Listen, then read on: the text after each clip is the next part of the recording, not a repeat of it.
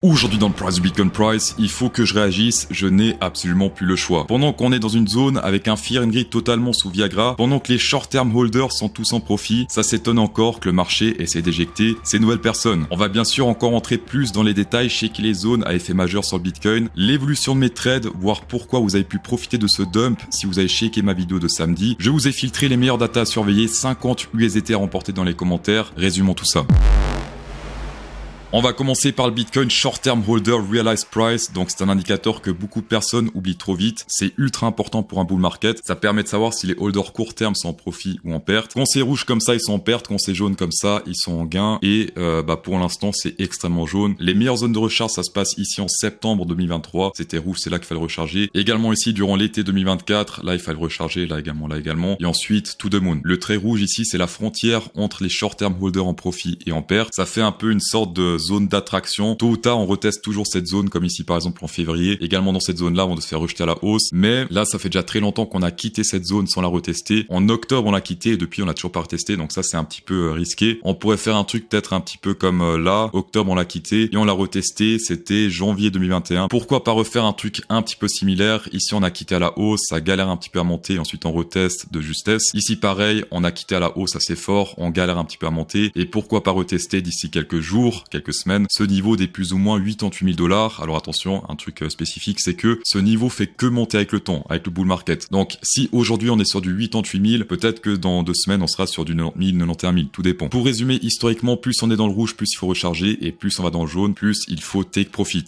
Et là on a fait un assez gros pic dans le jaune, c'était en novembre, et depuis c'est vrai qu'on n'a pas fait vraiment de plus haut sommet depuis. On va passer sur ces supports et résistances d'open interest que j'ai partagé, c'était samedi. On a vu ici qu'il y a énormément de positions qui sont ouvertes sur Binance, 500 millions de position. On peut le voir ici, c'était encore tout frais. Et qu'est-ce qu'on a fait par la suite? On a transformé ce truc en support et quelques heures plus tard, hop, on a pété la baisse. Et j'avais dit que si on pète ce truc à la baisse, ça peut faire un truc très majeur, un peu comme on a fait dans cette zone-là ou également dans cette zone-là. On voit que le prochain support ici, plus ou moins autour des 94 100 $ avec 324 millions d'open interest. Donc c'est pas rien. Pour l'instant, avec le trade, j'ai mis un TP sur du 94 100 $. Je suis rentré légèrement trop bas ici. On peut voir que c'est 97 800, 97 900 $. Je suis rentré en short. J'aurais dû rentrer un petit peu plus haut, mais malheureusement, le prix est descendu trop rapidement, donc je suis rentré comme j'ai pu. Pour l'instant sur Bitunic, ça c'est monté que profite juste avec l'open interest. On verra après si on ajuste tout ça avec les liquidations. On va passer sur le Discord Underground. Vous cliquez sur le lien en description Discord. Vous allez sur Accès Underground et vous faites simplement les 3 étapes et vous avez accès à tout ça. C'est les liquidations qui sont filtrées et ça coûte normalement 1200 $ annuels si vous payez ces indicateurs, mais CryptoSauce les partage gratos. Donc là on voit pour l'instant en scalping 5 minutes que on a encore pas mal de trucs jusqu'environ 94 000 $, même 93 000 $, plus ou moins dans cette zone-là. Donc pour l'instant, selon moi, le take profit est cohérent, les 50% take profit. Et sinon également ici, filtrer 95 000 $, c'est plutôt intéressant. Plus on descend, moins c'est intéressant. Mais ça s'arrête plus ou moins dans cette zone-là, entre les 90 000, 95 000, on va dire 92 500 pour être fair play. À partir de là, plus grand chose au sud et on verra si des trucs s'ajoutent au nord. Pour l'instant, je maintiens ce 50% de profit sur le Bitcoin. Ça me paraît un bon trade, avis perso. Un autre signe de faiblesse ici, ce sont les whales et les planktons qui ont stabilisé durant toute cette zone. Et dès qu'on a pumpé ici, eh bien, ils sont vidés direct et on est en train de faire un nouveau plus bas creux, j'ai l'impression. Oui, clairement un nouveau plus bas creux. Ça, c'est pour les whales et ça, c'est pour les dauphins. Eux également, ils sont en train de vendre pas mal. Et ça également, c'est pas très bon parce que si on dézoome, vous l'en voit pas très bien, mais on voit quand même. On peut voir que les rouges ont rechargé pas mal dans cette zone-là et à partir de plus ou moins ici, cette zone-là, autour du 14 novembre, ils se sont dit ça y est, on fait plus de plus haut sommet. À partir d'ici, ils ont fait que des plus bas creux. Pendant que les planktons achetaient, pendant que les whales également, enfin plutôt les dauphins vendaient également, là c'était une zone où les whales étaient un petit peu en désintérêt. Ils ont fait une sorte de double top dans cette zone-là autour du 23 novembre, mais après c'est clair, on est que descendu. Et donc tout ce qui maintient le prix juste après,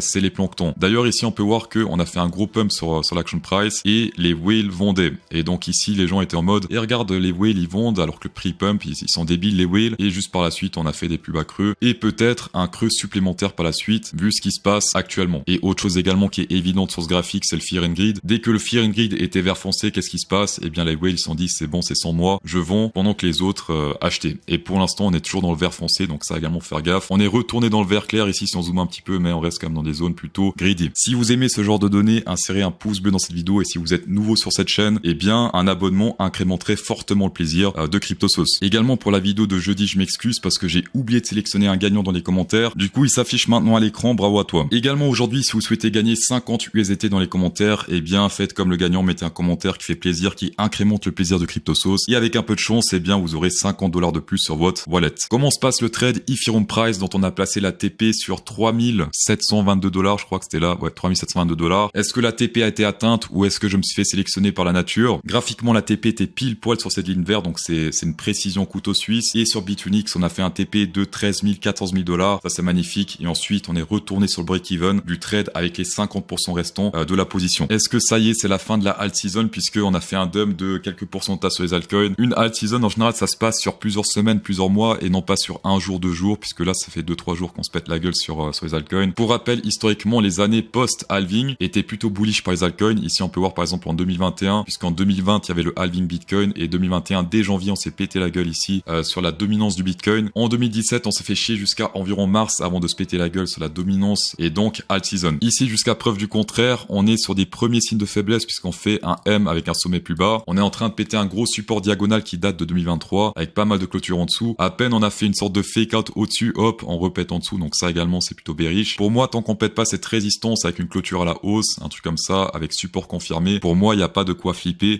niveau alt season. Les deux signes de faiblesse potentiels à surveiller, c'est cette résistance-là. Donc si on pète ce truc à la hausse, premier signe de faiblesse. Et le deuxième signe de faiblesse pour l'alt season, ce serait cette résistance verte. Et pour l'instant, il n'y a aucun signe de faiblesse qui a été confirmé. On est sous la résistance ici et sous la résistance qui est verte. Si le marché crypto devient trop chiant, pourquoi pas tester le trading Forex avec BingX qui permet de trader les cryptos mais également le Forex. Ici, on a toutes les cryptos et on peut cliquer sur Forex pour faire le dollar australien contre le dollar US, l'euro contre le yen japonais, l'euro contre le dollar et il y a toujours quelque chose qui se passe sur le Forex puisque simplement quand il y a une devise qui descend, l'autre elle monte, ce qui est logique. Pour les personnes qui se font un compte avec le lien ici en description sur BingX, 10% de rabais sur les frais, jusqu'à 5 000 $ de bonus également après le premier dépôt, plus un accès au marché traditionnel, ce qui n'est pas le cas avec les autres exchanges. Dans tous les cas, merci d'avoir checké cette vidéo, ça fait extrêmement plaisir. Insérez un pouce bleu dans cette vidéo pour incrémenter encore plus le plaisir et bonne soirée.